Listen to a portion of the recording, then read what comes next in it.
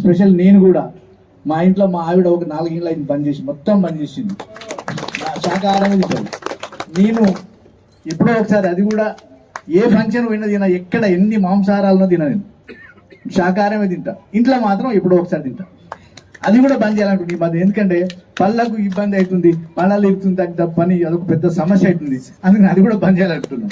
So అంటే యాక్చువల్గా నా పర్సనల్ ఒపీనియన్ వచ్చి శాకాహారం చాలా ఇష్టం నాకు. మాంసాహారం అందరం తింటాం కాబట్టి, తినాలి కాబట్టి పోషక విలువలు ఎక్కువ ఉంటాయని తింటాం అంతే. కాకపోతే మనం మాంసాహారంలో ఉన్నటువంటి పోషక విలువలు ఉన్న పదార్థాలు తినాలని అంటే మనం ఎక్కువ శాకాహారాలు తినాలి, అంటే పప్పులు ఎక్కువ తినాలి. ఇక మన కల్చర్లో ఇప్పుడు లేదు అది, అంత తినేటువంటి అంటే మనకు చిన్నప్పటి నుంచి కూడా దొరకలేదు. చిన్నప్పుడు తినాలి, ఇప్పుడు అవైలబుల్ ఉంది కానీ అలవాటు లేదు మనకు. మనకు సంస్కృతి కొంచెం ప్రభావితం చేస్తుంది ఏది తినాలని. ఇప్పుడు అదే మనం సంస్కృతి చాలా ప్రభావితం